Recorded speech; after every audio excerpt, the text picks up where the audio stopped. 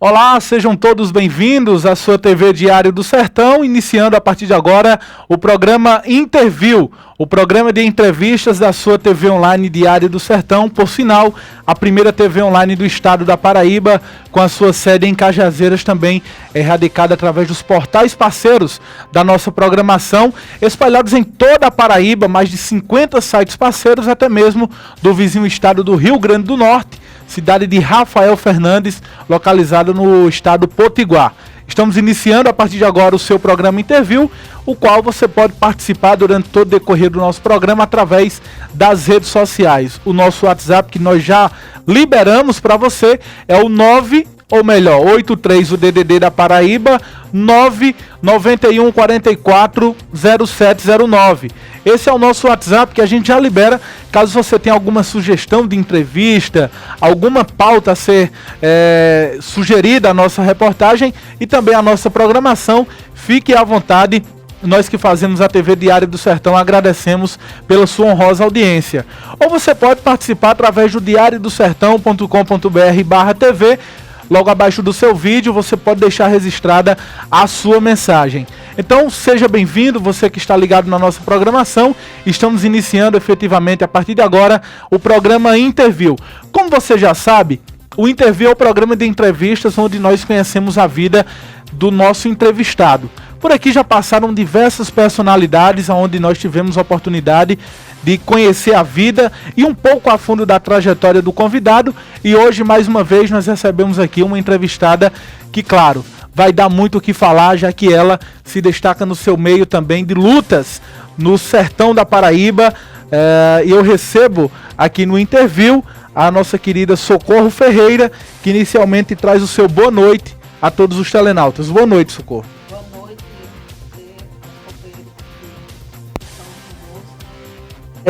A todos que estão nos escutando, de modo especial o povo lá da minha terra, o Iraúna, né, por qual tenho muito orgulho, e também a toda a minha família que estão também nos escutando. Socorro, mais uma vez, sinta-se à vontade no nosso programa e, claro, a grande pergunta, a primeira pergunta, por sinal, que eu faço a cada entrevistado. Estamos à vontade para entender um pouco da sua vida e a fundo na sua trajetória? Com certeza. Você sente-se à vontade? Sim, né? Com certeza. Inicialmente eu gostaria de saber um pouco das suas raízes. Sou mulher de luta de hoje, que se envolve, se engaja nas lutas sociais. Claro, onde nasceu e também os seus familiares. Eu sou de Iraúna, como já falei. Nasci e me criei no Iraúna. Vim morar em Cajazeiras já na idade adulta e por exigência do trabalho. Em Iraúna eu comecei a militar na Igreja Católica através dos grupos de catequese.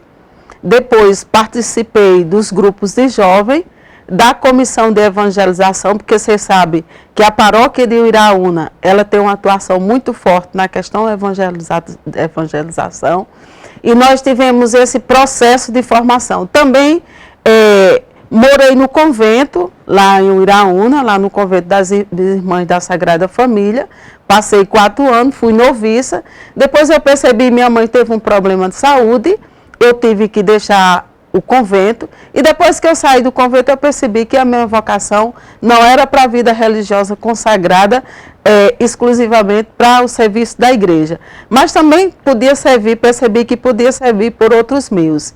E aí fui convidada, né, para participar da comissão, primeiro da Pastoral da Criança. Nós fomos militantes da Pastoral da Criança lá naquele espaço, nós articulamos, fomos coordenadora local da Pastoral da Criança, depois participamos aqui em nível diocesano e depois a gente começou a participar dos espaços mais formal da Pastoral da Terra, que ainda não era Comissão Pastoral da Terra, mas da Pastoral Rural, aliás.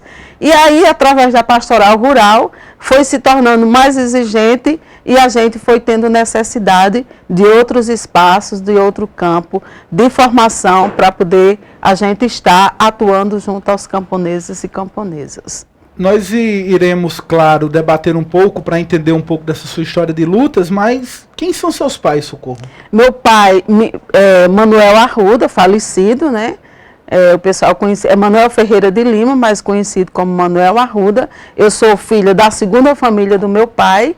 E minha mãe, a Tereza Joana, que todo mundo lá no Iraúna conhece por Dona TT, ou TT mesmo, né? Então, a gente veio morar aqui em Cajazeiras, por exigência do trabalho.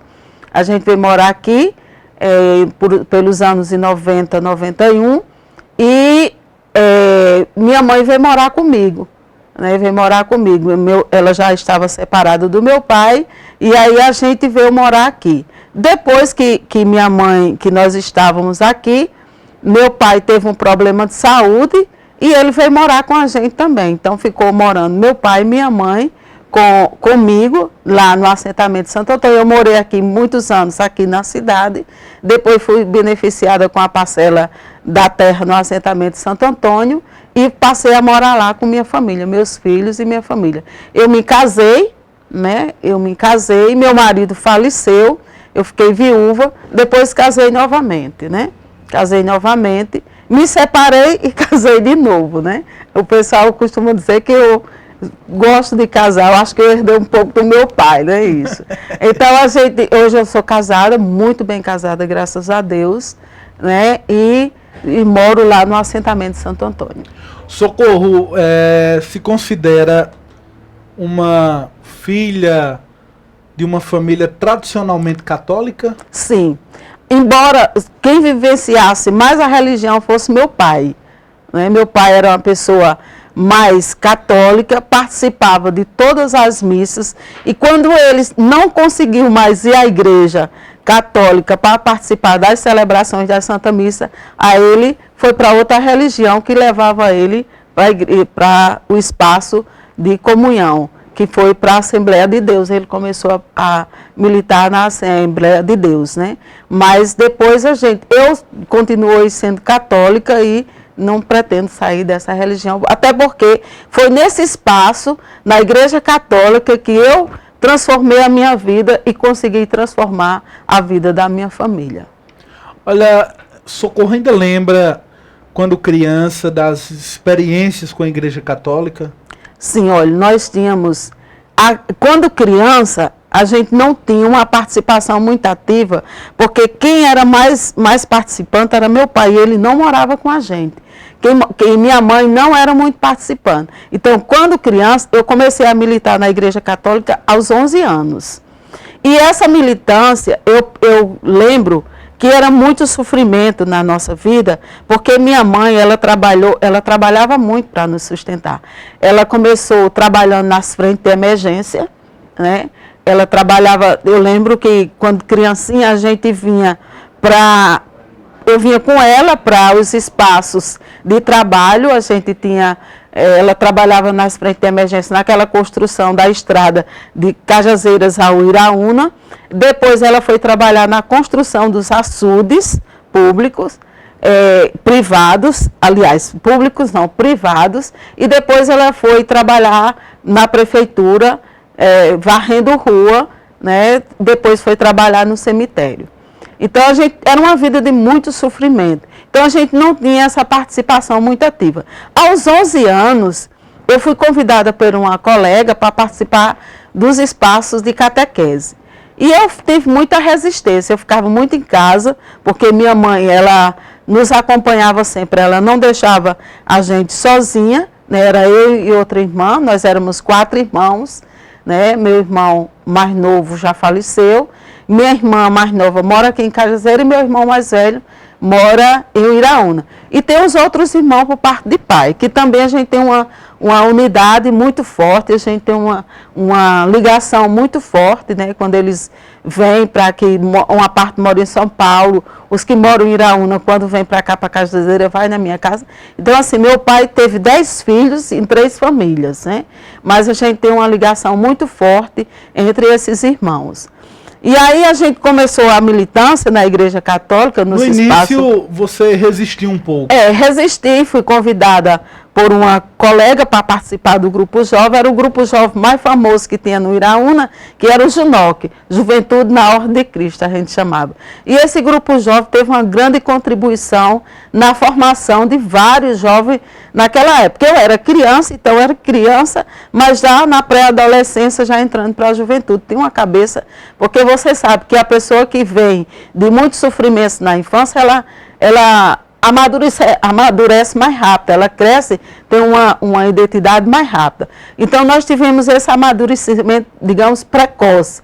E fomos para o Grupo Jovem, né, participar dos espaços de evangelização. Eu lembro que a gente participava ativamente dos processos de evangelização, ia para a zona rural, participava nos bairros. Eu lembro do episódio que a gente estava celebrando Socorro Gouveia, Laureci Penaforte e eu, que somos as 3 do Iraúna, e a gente estava celebrando um Natal em família, quando a gente teve que parar a celebração para atender a uma senhora que tinha sido esfaqueada. Você imagina, você está no espaço de celebração e você ter que deixar aquele espaço para atender uma senhora. E nós não tínhamos a menor estrutura para atender aquela família. Mas aquilo fortaleceu tanto o nosso trabalho, porque aquela família, ela veio para o espaço de evangelização, depois que a gente atendeu aquela mulher.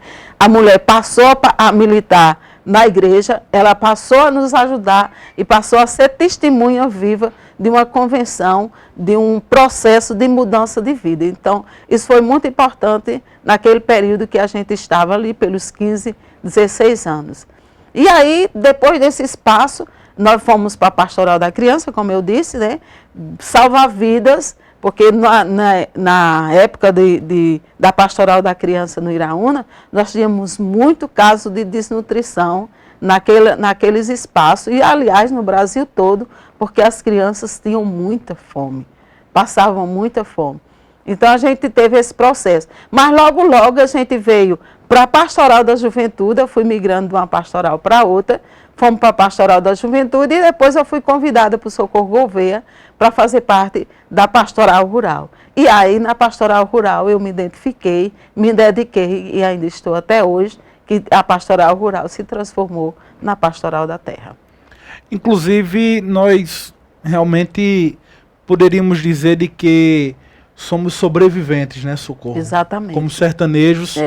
Quando eu escuto aqui uma história relatada por Socorro Ferreira, inclusive o telenauta tendo a oportunidade de, vamos dizer assim, beber dessa fonte também, que é uma experiência muito marcante, né? Nós estávamos hoje num momento muito importante em que a gente recebia aqui em Cajazeiras a Arca das Letras, que é um projeto do governo federal, foi um projeto criado pelo governo Lula e aí deu continuidade no projeto no governo Dilma. E a Arca das Letras, ela vai trazer 280 ou mais livros para a zona rural, para favorecer a criação, o espaço de letramento e de leitura das famílias na zona rural. E eu contava para o pessoal como eu comecei também a estudar aos 11 anos de idade por iniciativa própria. E eu disse, contei lá a minha experiência de vida, que o primeiro saque que eu participei na minha vida, eu tinha 9 anos de idade. Nós estávamos em casa absolutamente sem nada. Eu costumo dizer, nós não passávamos necessidade, nós passávamos fome, muita fome. E minha mãe, ela sempre teve muito cuidado. Nessa época ela não tinha minha irmã mais nova, só tinha eu e meus irmãos. E eu não sei onde era que estavam meus irmãos, mas ela não me largava, né? E aí a gente foi participar desse saque. E quando ela chegou, eu lembro que era a sede da Emater, ela me jogou em cima de um saco de feijão e disse, fica aí, minha filha. ela não tinha nem ideia que eu podia ser pisoteada naquele momento. E um policial disse, Tetê, você está doida, você vai matar a sua filha aí, o povo vai pisotear. Ela disse, é melhor eu matar ela aqui, tendo o que comer, do que matar ela de fome em casa. Então, eu não esqueço desse, eu aos 9 anos de idade. Depois a gente teve também outros momentos assim muito fortes, em que minha mãe, ela era lavadeira, e as famílias, elas levavam comida, mandava o prato de comida, e ela ficava com fome e dividia essa comida para mim e minha irmã. E eu dizia, mãe, a senhora vai ficar com fome? Ela dizia, não, minha filha, eu já comi alguma coisa, vocês precisam ir para a escola, então comam. E ela virava as costas e ia chorar. Então isso foi um momento muito forte na vida da gente e que traz assim, essa garra, essa vontade de continuar na luta. Realmente, quando ouvimos relatos assim desta natureza, Socorro, inclusive eu já tive a oportunidade de conhecer também pessoas que são verdadeiros sobreviventes das secas, sobreviventes do sistema, e eu tenho a oportunidade hoje de conhecer mais uma, que é Socorro e a sua história da sua família. Então, sua mãe dividia a comida com você? Ela ficava sem comer. Né? Era pouca comida, vinha um prato de comida, ela tinha vergonha de pedir mais comida à patroa, então o que vinha, ela não dava para nós três. Mãe, tira um pouquinho para a senhora. Não, minha filha, vocês precisam ir para a escola. E hoje ela tem todas as consequências disso. Hoje ela, aos 84 anos, ela vive numa cadeira de roda. Graças a Deus, bem, mas vive na cadeira de roda.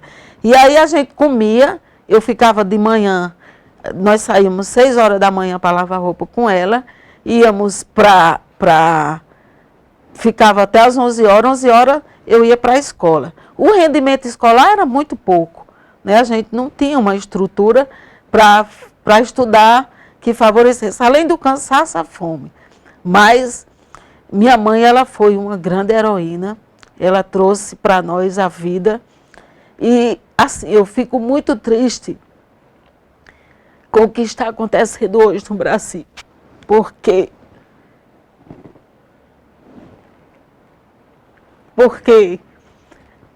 nesse governo a gente teve a oportunidade de mudar de vida. Eu tive assim, essa experiência de fome. Mas hoje eu tenho 2 filhos, um menino e uma menina, que se formaram. Um fez agroecologia, todos os 2 fizeram agroecologia, se formaram. A outra se formou no mês passado. E o meu menino fez agroecologia, o curso superior em agroecologia, e está fazendo medicina veterinária e está fazendo mestrado em alimentos. Então, isso é fruto de um processo de transformação que trouxe esse governo. Você imagine que nesse Brasil, no Nordeste, na cidade do Iraúna, nós não tínhamos a oportunidade. Nós tínhamos uma posição política, e essa posição política nos desfavorecia. Eu não conseguia ter trabalho, eu tinha que ser uma doméstica. E eu trabalhava nas casas de família para me alimentar, porque eu não tinha com que se alimentar. Então, todo esse processo, houve mudança. Né? Eu, graças a Deus, não precisei botar minhas filhas para trabalhar em casa de família. E elas estão se formando. Hoje tem a outra está trabalhando, a Daniele, a Débora está estudando no IFPB e a Divaldo está estudando em Pombal e também em Souza, no IFPB de Souza, no campus de Souza. E assim, e o que não quis estudar está trabalhando como ajudante de pedreiro, mas está trabalhando. Então tem todo um processo de mudança, né, de transformação na vida do povo. Nós estudávamos hoje, no lançamento da Arca das Letras, como o povo pobre sofreu massacre. E eu ficava lembrando que a gente teve a luta de Canudos aqui no Nordeste. Exato. E que se conseguiu, em Canudos, se conseguiu trazer uma mudança de vida naquele povo. A elite brasileira, os ricos brasileiros, eles não querem que a pobreza tenha conhecimento. E acabaram com Canudos. Antes de Canudos, nós tivemos o Quilombo dos Palmares, também no Nordeste, que foi destruído pela truculência das elites brasileiras, que não querem que o nosso povo tenha conhecimento. Infelizmente, a gente percebe que tem muita gente assim, que está feliz, muito pobre a gente vê, muito pobre feliz com a saída de Dilma. Eu não estou feliz com a saída de Dilma, porque eu sei que esse governo não foi o melhor governo. Ou foi o melhor governo para os pobres. Representou uma mudança extraordinária na vida, principalmente na vida das mulheres. Quando eu via minha mãe juntando pedra, meu dia em ponto, com fome, sem ter o que comer, eu ficava assim, meu Deus, por que tudo isso com a gente? Porque ela trabalha tanto e a gente não consegue nem ter o alimento. E isso não aconteceu. Tem gente que diz que a Bolsa Família é só para alimentar vagabundo. Não é. Você percebe tantas mudanças, tanta transformação na vida do povo, na zona rural, com essa Bolsa Família, com tantas bolsas que o Nordeste recebeu, que você fica assim admirado. Como é? E eu ficava perguntando também, como é que Lula diz que vai fazer com que o povo no Nordeste tenha alimento 3 vezes por dia na sua mesa? E ele provou e mostrou que é possível. Então, assim, essa queda de Dilma, ela não traz vantagem social para o Brasil, porque ela quebra toda uma estrutura democrática que aconteceu no Brasil. Nós construímos essa democracia a duras perdas. Antes de ontem, dia 10, fez 25 anos que morreu o padre Josimo. O padre Josimo foi um militante, o padre da CPT, que morreu lá em Roraima. Ele foi assassinado com mais de 1000 tiros. Alvejaram a cara dele toda, não ficou um espaço que você pudesse ver que não fosse cravado por balas. Então, toda essa democracia, ela foi construída, a covardia que fizeram com o irmão Dorothy, também da CPT. Né? Então, com tantos e tantos companheiros, os 17 sem terra, que morreram lá em Eldorado dos Carajás, a nossa terra ela é cravada por sangue. Essas lutas, elas trazem... o Dom Tomás, que era o nosso presidente, que faleceu ano passado, não foi vítima de assassinato, mas ele faleceu já velhinho, ele dizia o seguinte, a gente tem que ter essa resistência porque a gente precisa construir essa transformação. E um dia a gente se iludia assim, Lula não faz a transformação, a reforma agrária, porque não quer. Mas agora, com esse impeachment de Dilma, a gente entende as limitações que foi imposta por a elite brasileira, que pobre tem que permanecer pobre, tem que ficar na fome. Porque eu não acredito que haja espaço para a pobreza se você tem uma proposta de acabar com a CLT. Como é que você tem uma proposta de inclusão dos pobres beneficiando apenas os empresários? Não tenho nada contra os empresários. Eu acho que a gente precisa dos empresários. E eu fico muito triste e tenho muito medo da gente ter que aí enfrentar de novo o saque aqui na cidade de Cajazeiras. Quando eu chegava naqueles supermercados pobres, que a gente sabia, nós nunca conseguimos identificar uma liderança do saque. Ninguém sabia quem fomentava o saque. Nunca conseguimos. A gente tentou, mas nunca conseguimos. E a gente dizia, fulano, hoje tem perspectiva de saque. Alguma coisa nos diz que vai ter saque. Feche suas portas, porque senão você vai ficar sem nada no seu mercado. E aquela pessoa fechava. E muitas vezes os supermercados eram invadidos. E principalmente as escolas.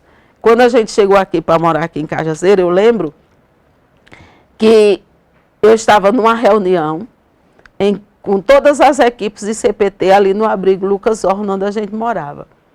E chegou uma senhora na minha porta e disse, socorro, eu vim aqui pedir sua ajuda.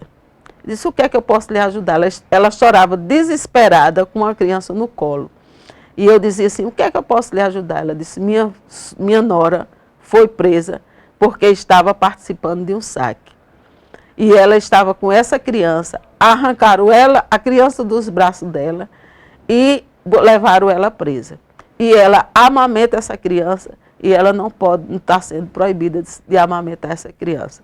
Estava lá, eu vou citar os nomes, porque eu acho que essas pessoas precisam ser citadas, Jeová Campos e Jaquim Alencar, que eram advogados. E eles, foi Jeová que orientou essas famílias, essa família a pedir ajuda à CPT. E Frei Anastácio estava nessa reunião com a gente e disse, vamos largar a reunião e vamos lá para a delegacia. E a gente ficou lá em vigília para que essa família pudesse amamentar, essa mulher pudesse amamentar sua filha durante o dia todo, porque a polícia não permitia que ela amamentasse naquele espaço a sua filhinha. E aí os meninos conseguiram provar que ela estava chegando no saque, ela não tinha participado do saque, mas ela tinha sido presa injustamente. Então tem todo um processo de luta, de transformação, que a gente não vê acontecer hoje em dia. Então é por isso que a gente se entristece de ver deputados da Paraíba falar em nome do povo paraibano, dizer que o povo paraibano queria que Dilma saísse. Você fazendo uma consulta, o povo paraibano, em sua grande maioria, não queria que esse governo saísse. Olha, Socorro, eu peço um minuto da sua atenção para irmos até um breve intervalo comercial. Claro que essa entrevista promete outros assuntos palpitantes, também algumas fotografias para exibirmos. Nós vamos a um rápido intervalo comercial, Socorro. Daqui a pouco a gente volta. Ok. Certo.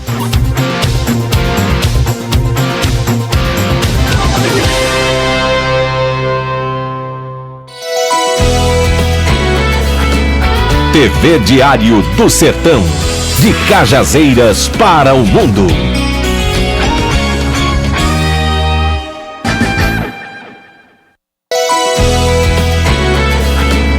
TV Diário do Sertão.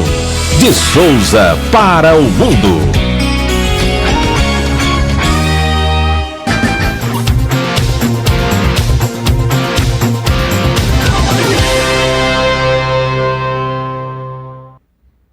Estamos de volta com o seu Interview, programa de entrevistas da sua TV Diário do Sertão. Hoje eu recebo a nossa querida Socorro Ferreira, ela que é a coordenadora da Comissão Pastoral da Terra, a CPT Cajazeiras. Ou melhor, CPT também Sertão, né, Isso. Nossa querida Socorro? A gente já falou aqui sobre a história de vida da Socorro e, claro, agora nós queremos entender o que é realmente a CPT Sertão.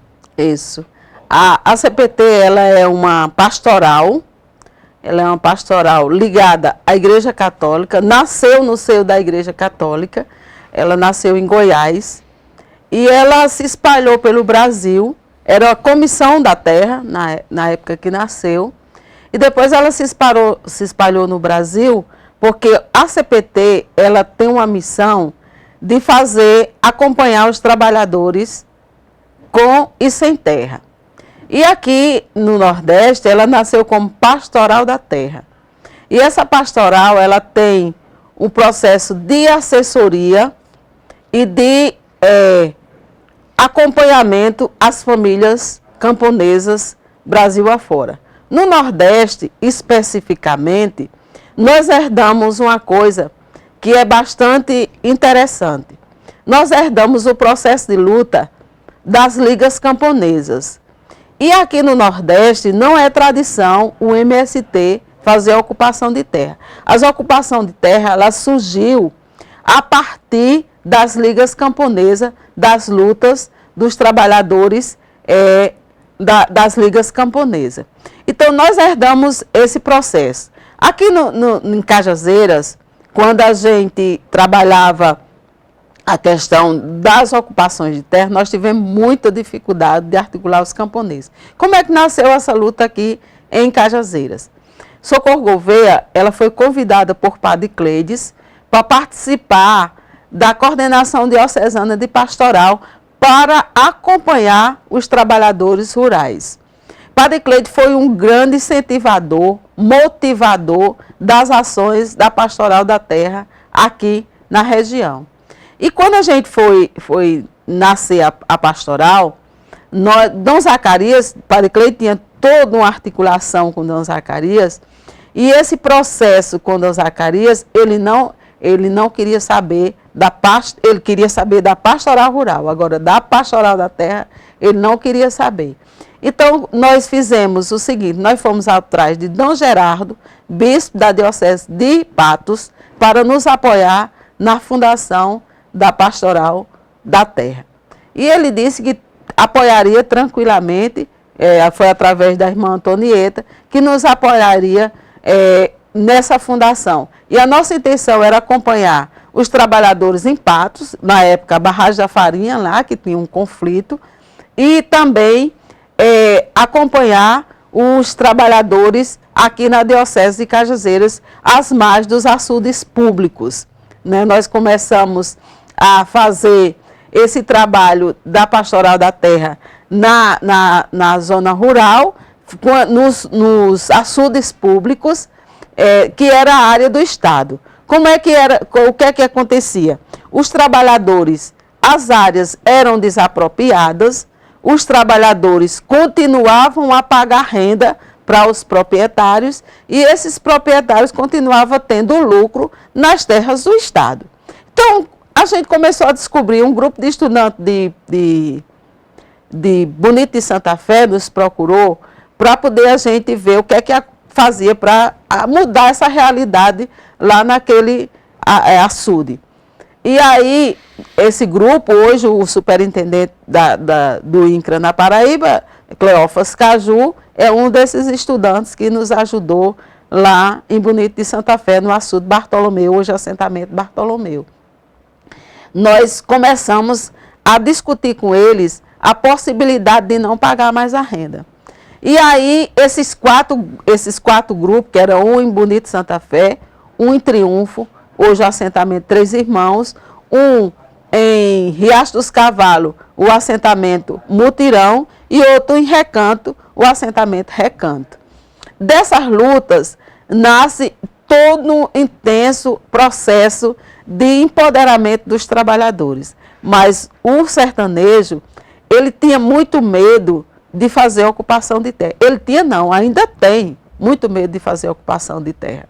Era mais fácil ter uma briga de faca peixeira entre os trabalhadores do que fazer um enfrentamento com o próprio patrão. E nós fomos trabalhando a questão da semente, porque não tinha outra alternativa para mobilizar os trabalhadores se não fosse a semente. Porque toda seca, o povo ficava sem semente para plantar.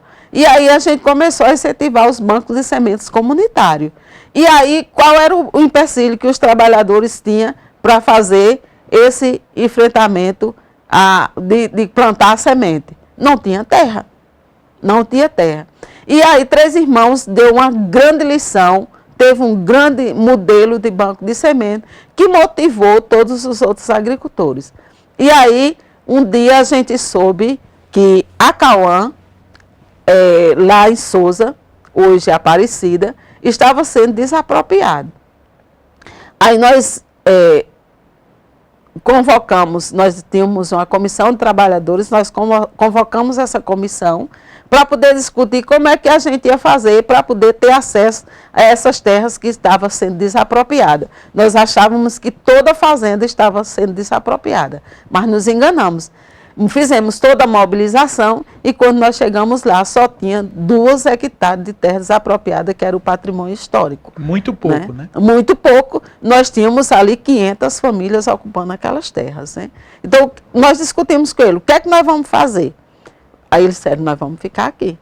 Só que no primeiro despejo, foi uma truculência muito grande da polícia e também dos proprietários, era da família Gadelha. Eu lembro que eu só não levei nome de santa, né? Nessa época. Mas a gente conseguiu desapropriar a fazenda Acauã e assentamos 122 famílias naquele assentamento. E a partir de Acauã, todas outras famílias foram assentadas aqui na região. Me permita olhar aqui no papel, que eu não sei decorado. Nós temos 36 áreas de assentamentos em 18 municípios, conquistamos 37.154,1 hectares para 1.389 famílias aqui na região de Cajazeira. Na região da Diocese de Cajazeira. Em Cajazeiras, nós temos 7 assentamentos. Desses 7 assentamentos, nós temos 6.374 hectares, 374,2 hectares para 191 famílias. Então, isso é uma mudança significativa no espaço agrário da região sertaneja. Essas famílias, o povo diz assim, assentamento é só para vagabundo. Você não encontra só vagabundo nos assentamentos. Você encontra um povo trabalhador. É claro que em todos os espaços existem problemas, em todas as categorias existem problemas, né? Mas nós temos mudanças significativas, fantásticas, de experiências maravilhosas que estão sendo implantadas nos assentamentos. O menino mostrou aí uma foto que é o pessoal fazendo o manejo da caatinga, depois o pessoal guardando a forragem, né? Inclusive, pronto, aí é uma foto lá no assentamento Juazeiro, município de Marisópolis, em que as famílias estão armazenando a forragem, fazendo ensilagem para armazenar a forragem. Você imagina que o ano passado, na seca que nós tivemos, teve agricultor que sustentou seu rebanho e ainda teve um saldo de R$4.000 armazenando forragem. E não teve chuva.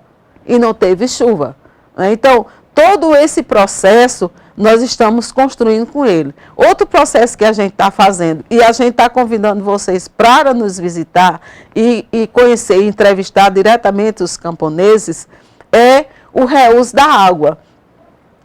Esse projeto é em parceria com o Instituto Federal, através do NAESB e outras instituições, que daqui a pouco eu lembro todos os nomes, mas eu vou lembrar, agora eu não lembro, mas eu vou lembrar, até o final da entrevista eu cito o nome das parcerias, que a gente tem toda na rede de cultivo agroecológico, que é formada por instituições federais, universidades, né, e aqui eu quero citar a grande contribuição da professora Mariana Moreira, do professor Rovius, falecido já, que a gente presta homenagem nessa entrevista, da professora Adelaide, que foram os pilares para a gente ter essa base de formação com os camponeses. E agora a gente tem a grande contribuição do professor Chico Nogueira, que dá essa contribuição através do núcleo de agroecologia do IFPB, lá do Campos Souza.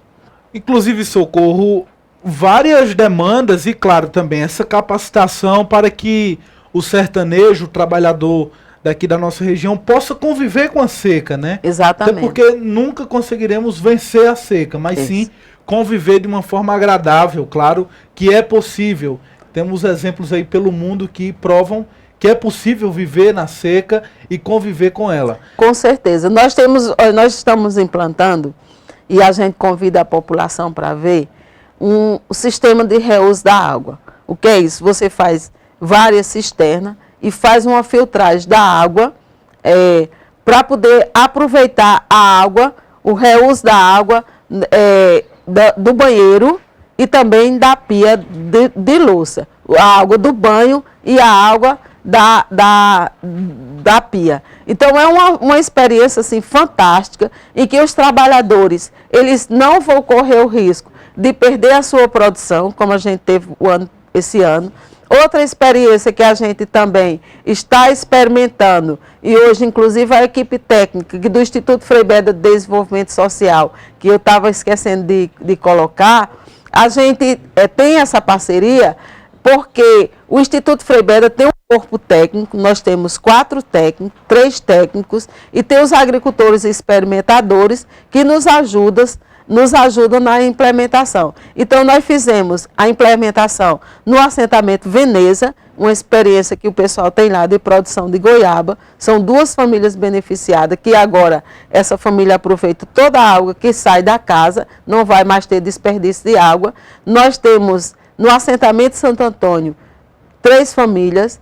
Nós temos no assentamento Frei Damião uma família sendo beneficiada e vamos ter no assentamento Padre Cleides, lá em Santa Helena, 7 famílias. No assentamento Juazeiro, nós temos 2 famílias beneficiadas, com reuso da água. Aí tem o manejo da caatinga, que lá no assentamento Angélica, nós temos uma experiência fantástica do seu Geraldo, que o Instituto Frei Beda contribuiu para que ele fizesse um manejo adequado da caatinga, sem destruir a caatinga, porque quando a gente começou a trabalhar aqui no sertão, que a gente colocava pronto, está aí essa foto, que a gente colocava essa possibilidade, os trabalhadores diziam que a gente levantava essa possibilidade, porque a gente não sabia trabalhar na terra, precisava queimar, precisava tirar os espinhos para poder produzir. E aqui no sertão tem uma evaporação muito forte. Então, a maneira, quando essa madeira fica dentro da propriedade, ela vai se tornando viável,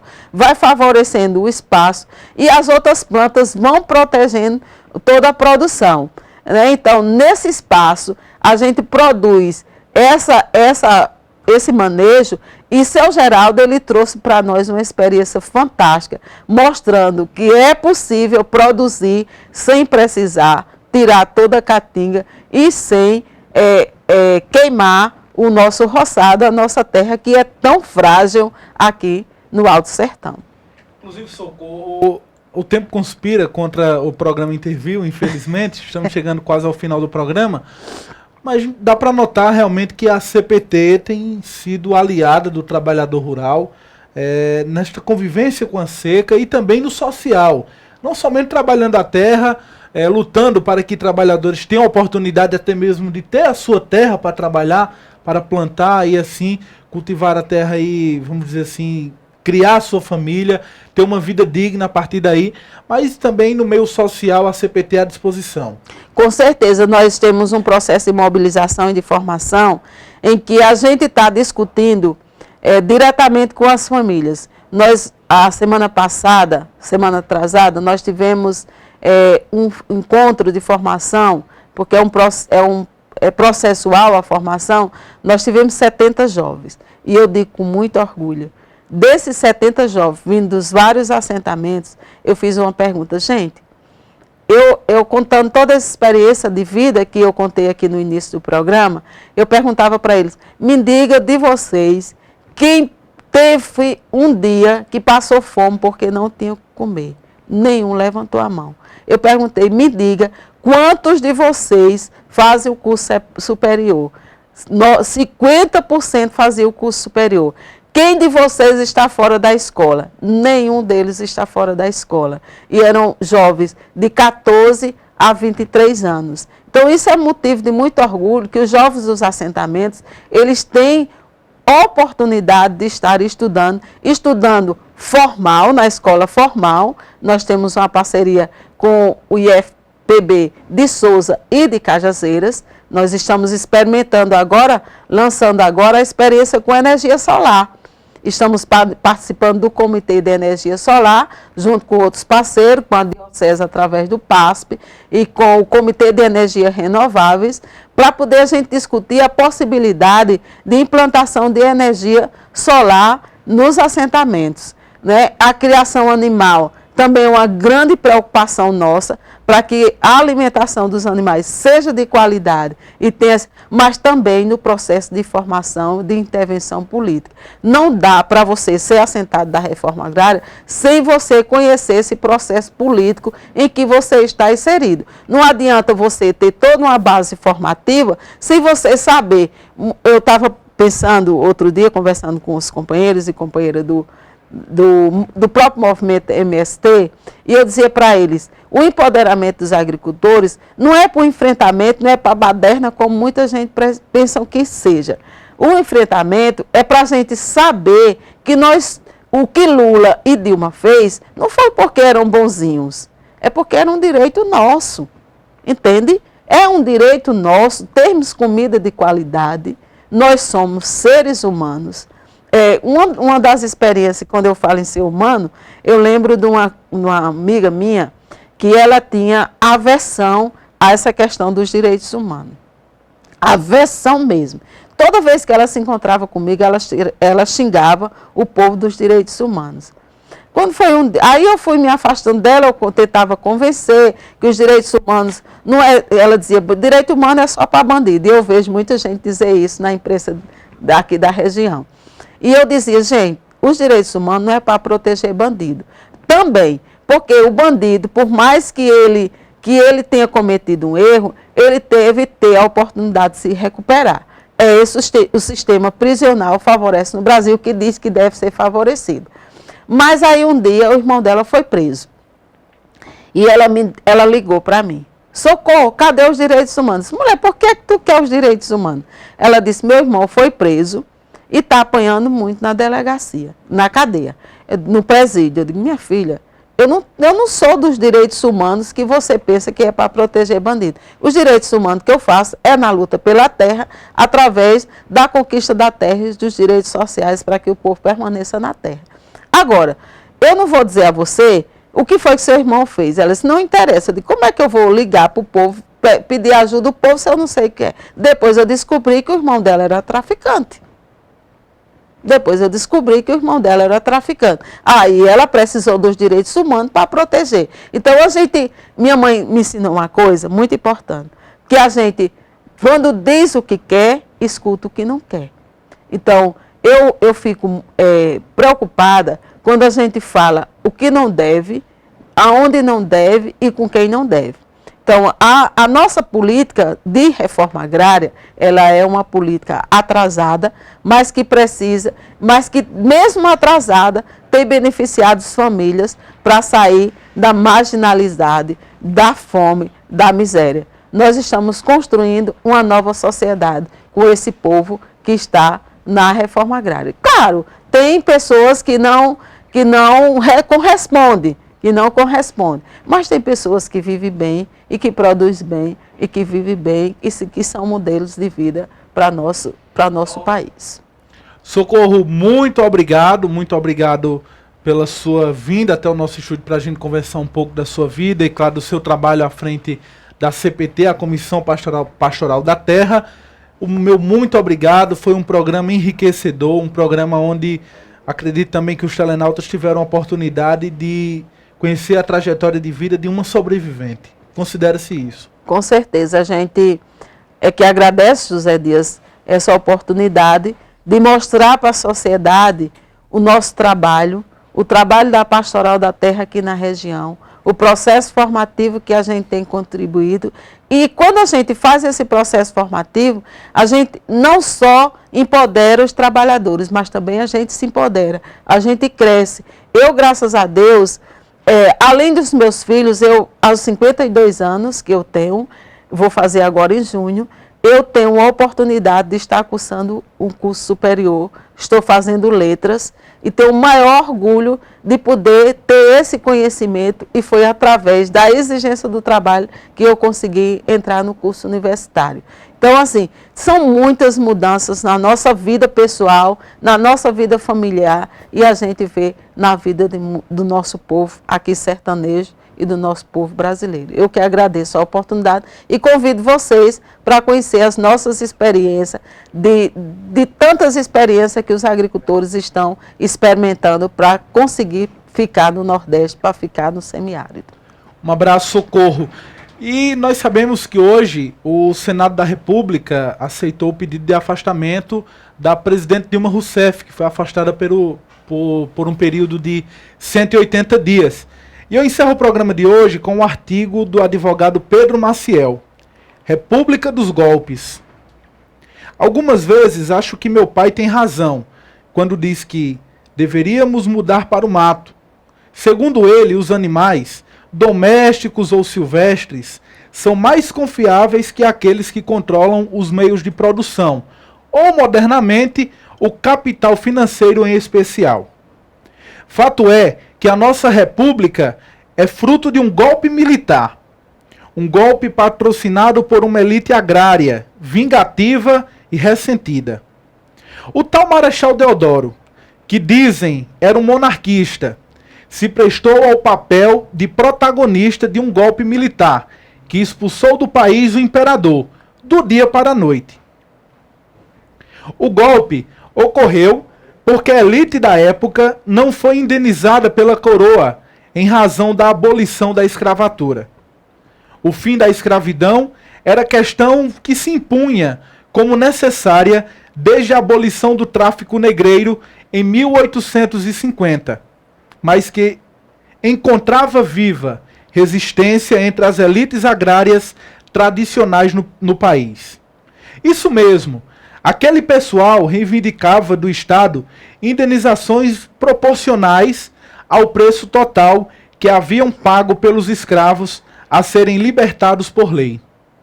As tais indenizações seriam pagas com empréstimo externo, um absurdo ao qual o Império não se rendeu.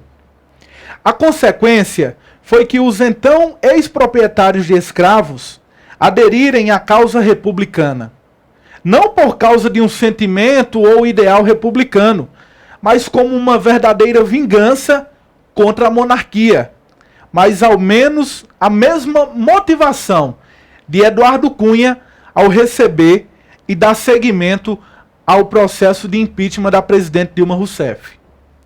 Mas como de valores democráticos e republicanos não nasceu essa nossa república, ocorreram outros golpes.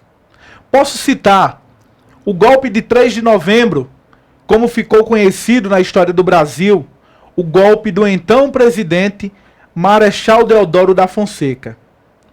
O presidente monarquista dissolveu o Congresso em 3 de novembro de 1891 e instaurou um estado de sítio.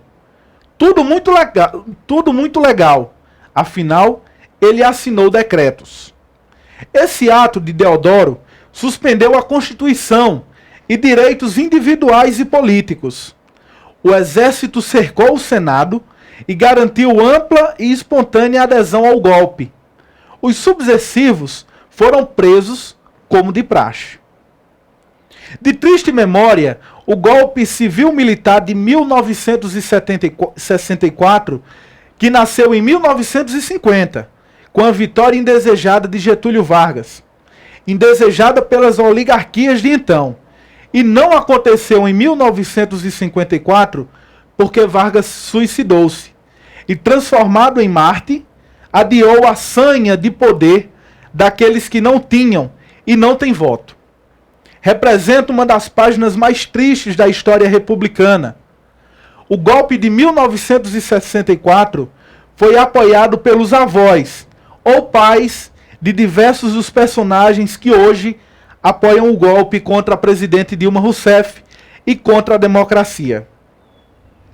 Concordo com Teresa Cruvinel quando ela afirma, sem meias tintas, que esse será mais violento, pois foi urdido com sofisticação, revestido de ares de legalidade, de constitucionalidade, no agônico rito legitimado pelo STF. E por quê? Envolvido neste véu que pode enganar os contemporâneos, mas não iludirá a história.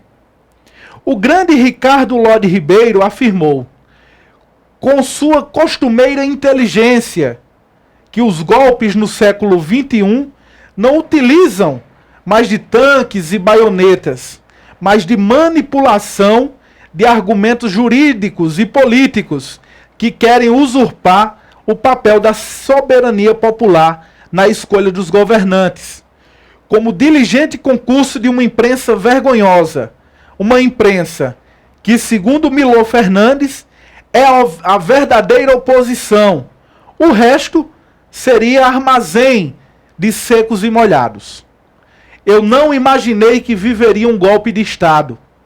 Peço desculpas aos meus filhos e aos netos que ainda não tenho, por não ter participado mais efetivamente do processo político do Brasil e por não ter sido capaz de impedi-lo. Por ser nada além de um mero espectador, impotente diante disso tudo. Esse é o artigo Uma República dos Golpes, de Pedro Maciel, advogado. E a gente encerra o programa de hoje com um trecho do pronunciamento da presidente Dilma Rousseff, ela que se pronunciou na manhã de hoje a todos, a imprensa brasileira, também a imprensa mundial que esteve presente no Palácio do Planalto, e também a população brasileira, e a gente termina o programa com um trechinho do seu pronunciamento. Prático de direito. Meu governo não cometeu nenhum ato repressivo contra movimentos sociais, contra movimentos reivindicatórios, contra manifestantes de qualquer posição política.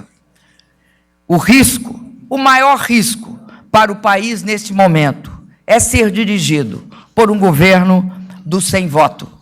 Um governo que não foi eleito pelo voto direto da população brasileira. Um governo que não terá a legitimidade para propor e implementar soluções para os desafios do Brasil. Um governo que pode se ver tentado a reprimir os que protestam contra ele. Um governo que nasce de um golpe, de um impeachment fraudulento, nasce de uma espécie de eleição indireta. Um governo que será, ele próprio, a grande razão para a continuidade da crise política em nosso país. Por isso, quero dizer a vocês, a todos vocês, que eu tenho orgulho de ser a primeira mulher eleita presidenta do Brasil.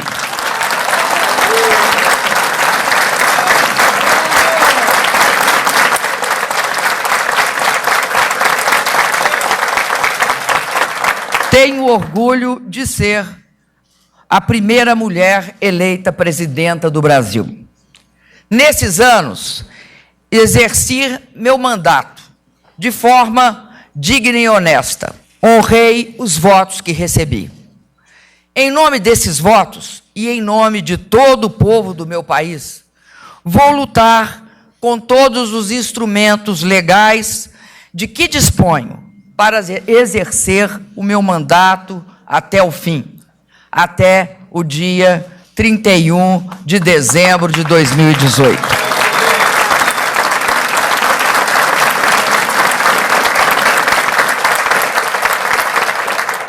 O destino sempre me reservou muitos desafios. Muitos e grandes desafios. Alguns pareceram a mim intransponíveis, mas eu consegui vencê-los. Eu já sofri a dor indizível da tortura, a dor aflitiva da doença, e agora eu sofro mais uma vez a dor igualmente inominável da injustiça. O que mais dói neste momento é a injustiça.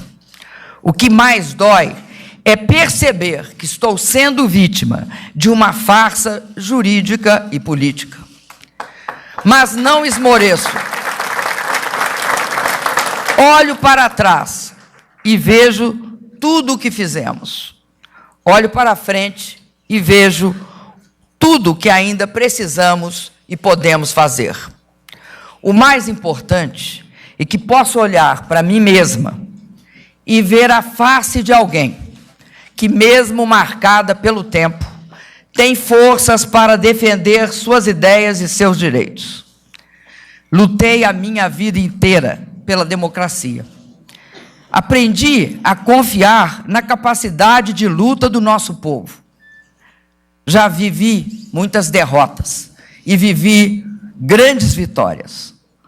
Confesso que nunca imaginei que seria necessário lutar de novo contra um golpe no meu país. Nossa democracia jovem, feita de lutas, feita de sacrifícios, feita de mortes, não merece isso. Nos últimos meses, nosso povo foi às ruas. Foi às ruas em defesa de mais direitos, de mais avanços. É por isso que tenho certeza de que a população saberá dizer não ao golpe. O nosso povo é sábio e tem experiência histórica. Aos brasileiros que se opõem ao golpe. Esse foi o pronunciamento, um trecho melhor do pronunciamento da presidente da República, mas ela foi afastada aguardando aí o processo que segue para o STF. Então, muito boa noite para você, boa noite também para Socorro Ferreira, ela que foi a nossa entrevistada de hoje. Boa noite mais uma vez, tchau e até a próxima. Boa noite, eu só queria terminar dizendo que uma frase, eu não sei de autoria, mas dizer o seguinte: lutar sempre, vencer talvez, desistir jamais. Convoco todas as mulheres, principalmente as mulheres nordestinas. Vamos permanecer em vigília, porque Deus é maior.